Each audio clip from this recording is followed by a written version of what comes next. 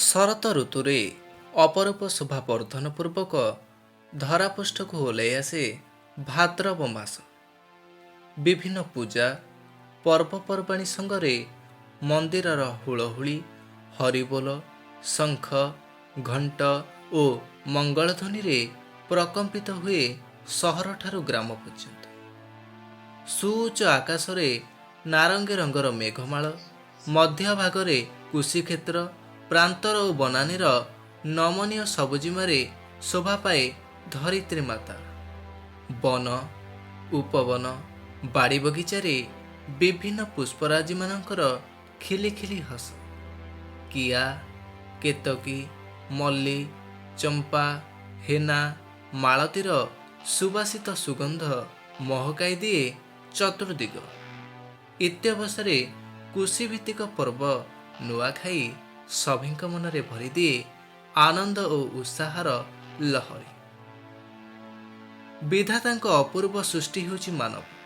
ସେ ନୂତନ ଶସ୍ୟରେ ପ୍ରସ୍ତୁତ ପ୍ରସାଦକୁ ସମର୍ପି ଦେଇଥାଏ ଠାକୁର ଓ ଠାକୁରାଣୀଙ୍କ ସମୀପରେ ଏବଂ ସେହି ପ୍ରସାଦକୁ ଆଣି ଭାଇ ବନ୍ଧୁ କୁଟୁମ୍ବ ପରିବାରବର୍ଗ ଏକତ୍ରିତ ହୋଇ ସେବନ କରିଥାନ୍ତି। ଓଡ଼ିଶାର ପଶ୍ଚିମାଞ୍ଚଳକୁ ବାଦ ଦେଲେ ପୂର୍ବ ଉପକୂଳର କୌଣସି ଅଞ୍ଚଳ, ଜିଲ୍ଲା, ସହର, ଗ୍ରାମରେ ଏ ନୂଆଖାଇ ପର୍ବ ପାଳନ କରାଯାଏ ନାହିଁ, ଯାହାକି ଖୋର୍ଦ୍ଧା ଜିଲ୍ଲା ବୋଲଗଡ଼ ବ୍ଲକ ଅନ୍ତର୍ଗତ ସମ୍ପୁର ଗ୍ରାମରେ ପାଳିତ ହୋଇଆସୁଅଛି। ପ୍ରସିଦ୍ଧ ଗଣପର୍ବ ନୂଆଖାଇ ସମ୍ପୁର ଗ୍ରାମରେ ଶହ ଶହ ବର୍ଷ ଧରି ଗର୍ବ ଓ ଗୌରବର ପ୍ରତୀକ ରୂପେ ଅଦ୍ୟାବଧି ବହନ କରିଆସୁଛି। ଏହି ପ୍ରାଚୀନ ଐତିହାସିକ ଦୁର୍ଗ ସମ୍ପୁରରେ କେବେ ଓ କେଉଁ ସମୟରୁ ଏହି ନୂଆଖାଇ ପର୍ବ ପାଳନ କରାଯାଉଛି, ଚାଲନ୍ତୁ ଜାଣିବା। ପ୍ରାଚୀନ ଐତିହାସିକ ଦୁର୍ଗ ଏହି ସମ୍ପୁର ଗଡ଼ର ନୂଆଖାଇ ପର୍ବ 200ରୁ ଉର୍ଦ୍ଧ୍ୱ ବର୍ଷ ଧରି ପାଳନ କରାଯାଉଛି, ଯାହାକି ସମଗ୍ର ପୂର୍ବ ଉପକୂଳରେ ବିରଳ। ଇତିହାସର ସ୍ୱର୍ଣ୍ଣିମ ଅଧ୍ୟାୟରେ ଲିପିବଦ୍ଧ ଥିବା ଏହି ସମ୍ପୁର ଗଡ଼ରେ ଏକଦା ପଶ୍ଚିମ ଓଡ଼ିଶାର ବୀରଙ୍ଗନା ନାରୀ ତଥା ସମ୍ବଲପୁରର ରାଣୀ ମୁକ୍ତାଦେଈ 1803 ମସିହା ଭାଦ୍ରବ ମାସ ଶୁକ୍ଳପକ୍ଷ ପଞ୍ଚମୀ ତିଥିରେ ସମ୍ପୁରରେ ମହାଆଡ଼ମ୍ବର ସହ ନୂଆଖାଇକୁ ପାଳନ କରିଥିଲେ। ସେବେଠାରୁ ଅଦ୍ୟାବଧି ସମ୍ପୁରରେ ନୂଆଖାଇ ପର୍ବ ବେଶ୍ ଧୁମଧାମରେ ପାଳନ କରାଯାଉଛି। ପ୍ରତିବର୍ଷ ଭାଦ୍ରବ ମାସ ଶୁକ୍ଳପକ୍ଷ ପଞ୍ଚମୀ ତିଥିରେ ନୂଆଖାଇ ପର୍ବ ଧୁମଧାମରେ ପାଳନ କରାଯାଏ ସମ୍ପୁର ଗ୍ରାମରେ। ନୂଆଖାଇର ଆଗମନରେ ଚଳଚଞ୍ଚଳ ହୋଇଉଠେ ସମ୍ପୁର ଗାଁ।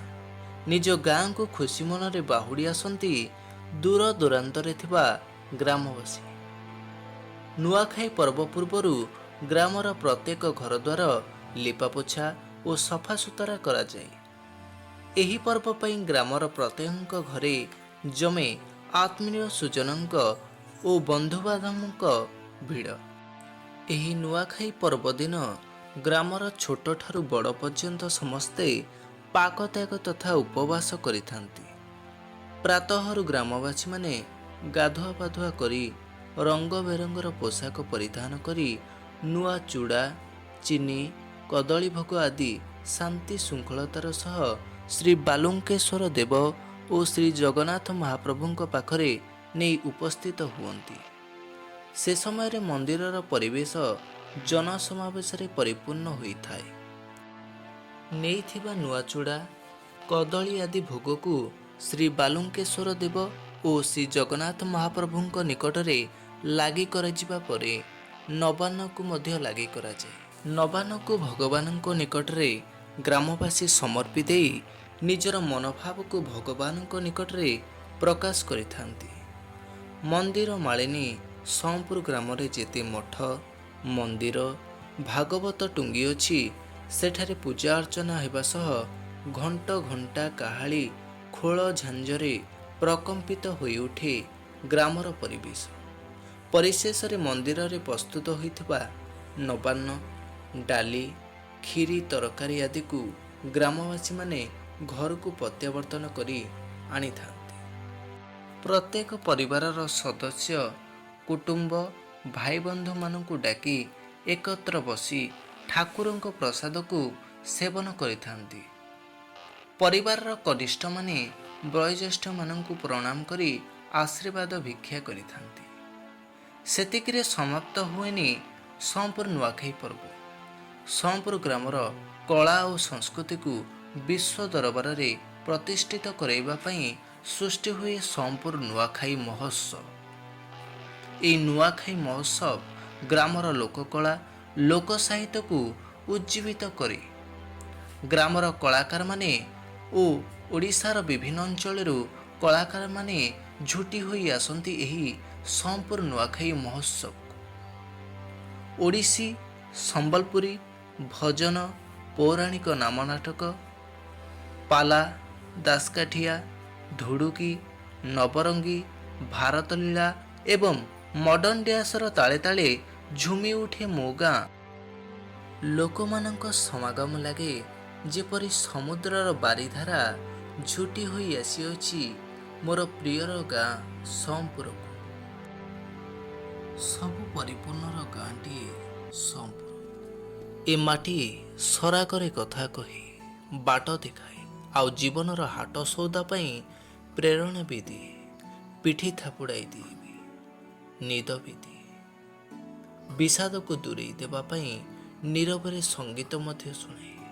ଗାଁ ଅଭୁଲା, ଗାଁ ବିଚିତ୍ର, ଗାଁର ବିଶ୍ୱାସୀପଣିଆ ଓ ସାହସୀର ପ୍ରତୀକ ପ୍ରତ୍ୟେକ ବ୍ୟକ୍ତିବିଶେଷଙ୍କୁ ଆମୋଦିତ କରେ।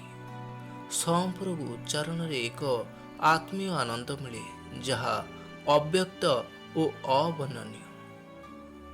ବାସ୍ତବିକ ମୋ ଗାଁ ମୋ ପାଇଁ ସ୍ୱର୍ଗପୁର, ଏହି ବୀରଭୂମି ସମ୍ପୁର।